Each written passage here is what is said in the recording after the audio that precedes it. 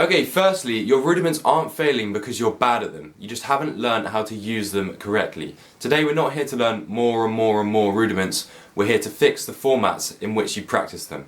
So let's get straight into it. Straight into the content, I think I'd be correct in saying that most intermediate drummers are capable of playing almost all of the rudiments fairly cleanly on a practice pad or on their snare.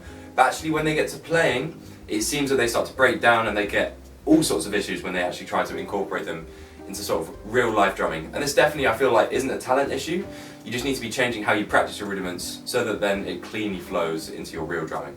Okay then, my first real point then is that I feel that rudiments are seen too much as a sort of achievement instead of like an actual musical language like they actually are. For example, a lot of players will just sit at their kit going trying to reach like a certain tempo in a rudiment. For example, we have the paradiddle there. And obviously if you're just seeing the rudiment as a tempo, oh, I just need to hit this tempo before I can move on to the next one, you're not really going to develop that idea, you're not going to think of it in different ways, you're just thinking of it linearly like this, you're just going and going and going instead of thinking about where can I put it, where can the accents be. But yeah, if you're going to just focus on the tempo, obviously it's not going to come naturally when you go to do a fill. So my first real point is, stop practicing your rudiments just for tempo and start thinking of them in terms of accents, in terms of where can I put them, and then it's going to feel a lot more natural when it actually it will just come to you, it will just come out in a fill when you've really developed a rudiment and that idea. Right, so if we return back to that language analogy that we briefly touched on there, rudiments should just be seen as sort of words in a sentence, right? And the thing with words is, you're never ever going to remember them when you try and speak them if you're just saying the word over and over again. You need it to be in different contexts, with different variations, with different pressures, and then that's going to allow you to speak in these phrases instead of just having a word that you don't really know what to do with on the kit. And then that's going to allow you to become much more sort of fluent once you learn all the words or rudiments. There's 40 of them, there's a lot of them to remember. They're going to become a lot more fluent when you practice them in all these different types of contexts and under different types of pressures and variations and stuff like that. And I feel like our second big takeaway there is that your rudiments should really be feeling like phrases that you can use on the kit and not drills you're using to practice and get better at drumming. You should be seeing them as phrases that then you could then transfer over to your real drumming in real play. Okay, if you are enjoying the video so far, don't click off quite yet. Lots of actionable points still to come, and thanks very much for watching up to this point. Right, let's talk about owning your rudiments, so being able to play it in any different way. So let's take a rudiment like the paradiddle, for example. Many people, when they think of the paradiddle, they just think about that. But the accent can be put anywhere on the paradiddle, and to truly sort of own the paradiddle, I feel like you need to be able to play it in all the different formats. It's the same with all the rudiments, you can change where the accent is.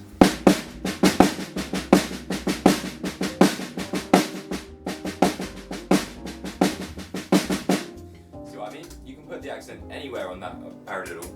Being able to play the paradiddle in its normal form, from 0 BPM up to 200 BPM, is a different format, and owning the paradiddle, where you can play it with all the different accents, under all the different tempos, under all the different pressures. And that's when you really own a rudiment, is when you can play it without even having to think about it. And you'll really start to notice when you hear fills, oh, that's just a paradiddle but the accent's a little bit different, or that's just like a ratamacue but the accent's a tad different. And then you'll be able to quickly get that feel because you can just piece together all the different types of rudiments and all the different styles of rudiments with the accents in different places that you've learned. My point is, owning a rudiment should take quite a long time.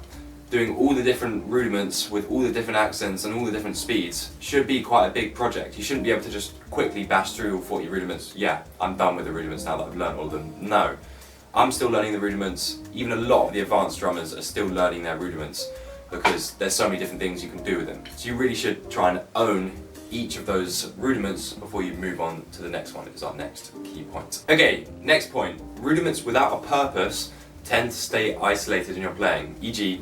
you'll never really use them. For example, let's move to jazz, my sort of comfort zone. I know that if I want a fast fill, I'll tend to go towards paradiddles, double strokes, triple strokes, that sort of thing, to have a fill that feels a bit more like this.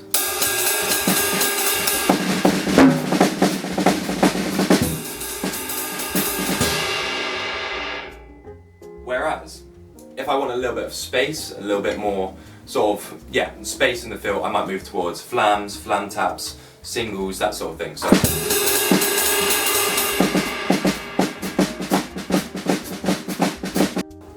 So So yeah, if you can find a nice, unique job for each of those rudiments, you quickly find that, wow, my sort of vocabulary is opened up, because I'm thinking, yeah, this song could need a little bit of, oh yeah, okay, so that rudiment fits in there, or maybe I need a little bit of space, so I'll slow it down with some flams, and yeah, and you sort of start to expand your vocabulary quite quickly if you start labelling those rudiments. And there are some that you won't find useful, because a lot of them are a little bit weird. Okay, my next point is that there actually is more than 40 rudiments, if you really think about it. So I'm talking about combinations. You're missing combinations. So, take a rudiment, take another rudiment, play them together in a fill, a 2-bar fill, 3-bar fill and another rudiment, see which ones work together, and you quickly find that your vocabulary for playing rudiments in songs stretches a lot more than just the 40 rudiments, because actually you've combined them, you've maybe tweaked a note, taken a note off and added another one on the end, so that you've got maybe just less than a 2-bar fill, but then you can add in a sort of weird or awkward place in a song. There's so many combinations and possibilities that you shouldn't just be limiting yourself to your fill just being a rudiment over and over again. It could be more than one rudiment, definitely. Okay, coming back to things we've talked about in previous videos, and we're still going to talk about them in future videos, is that feeling beginners, intermediate, advanced, whatever, but feeling overwhelmed by the rudiments. There is 40 of them, there is a lot. And my point is, I'd rather know 15 of them at a really strong independent level where you can sort of feel how they integrate with your drumming and stuff like that, than knowing all 40 at base level. I can just play a ratamacues, or like I can just play singles or doubles.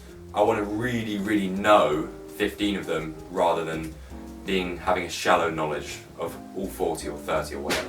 A sort of thing that you may have been able to tell from what I'm kind of saying throughout this video is that this thing, rudiments in itself, does take more time than you think.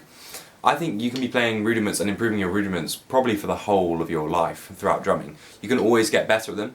So I think if you're at an intermediate stage and you haven't quite learned all the rudiments and you feel like, oh, I'm behind because my mate can play like a ratamacue, just don't really worry about it.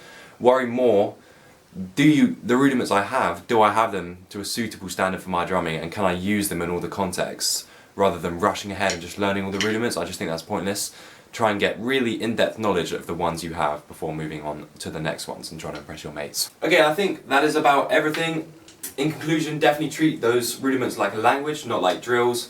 Try and apply it to one rudiment this week, comment down below and let me know how you got on. Thanks very much for watching. Do make sure to like and sub, and yeah, have a good rest of your day. Thank you.